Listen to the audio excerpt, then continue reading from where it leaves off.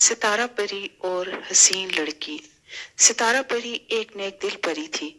اسے جب فرصت ملتی وہ کوکاف سے اتر کر انسانوں کی دنیا کا جائزہ لینے ضرور آتی، مگر کچھ عرصے سے ستارہ پری چاہنے کے باوجود انسانوں کی دنیا کا سفر نہ کر سکی۔ کچھ شریر جنوں کی سازشوں اور شر پسندوں کو ختم کرنے میں ستارہ پری نے ملکہ پری کی بہت مدد کی، جو نہ صرف پرستان میں شرانگیزیاں کرتے بلکہ انسانوں کی دنیا سے بھی ان کی بہت شکایتیں آتی۔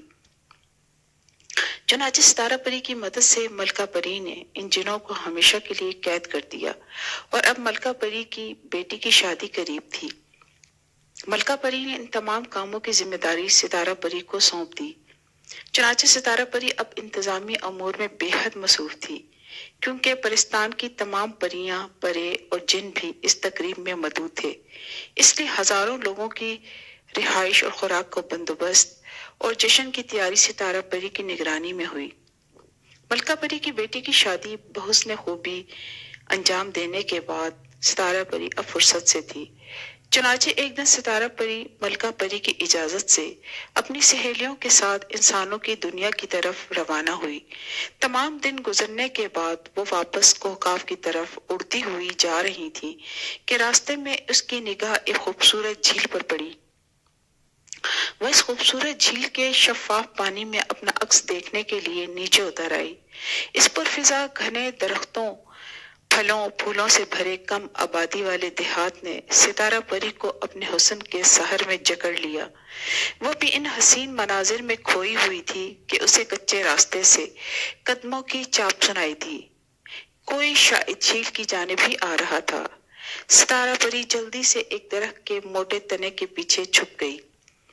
پھر اس نے دیکھا کہ ایک دلکش اور بے حد خوبصورت لڑکی اپنے نازک ہاتھوں میں پانی کا خالی برتن اٹھائے ہوئے آ رہی تھی۔ ستارہ پری اپنی پلکیں جھپکنا بھول گئی۔ اس نے تو پورے پرستان میں ایسی حسین لڑکی کبھی نہ دیکھی تھی۔ سادہ اور معصوم لڑکی نے جھیل سے پانی کا برتن بھرا اور واپسی کے لیے چل دی۔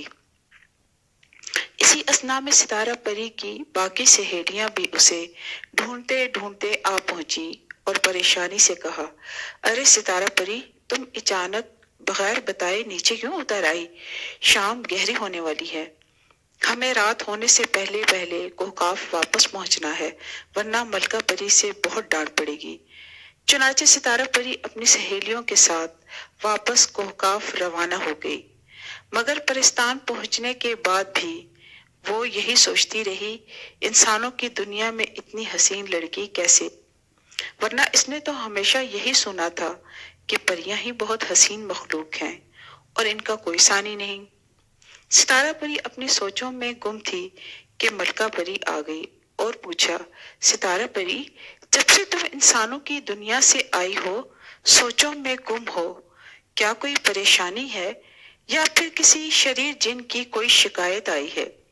ستارہ پری مسکرا کر بولی، بالکل نہیں، پریشانی نہیں ہے بلکہ حیرانی ہے۔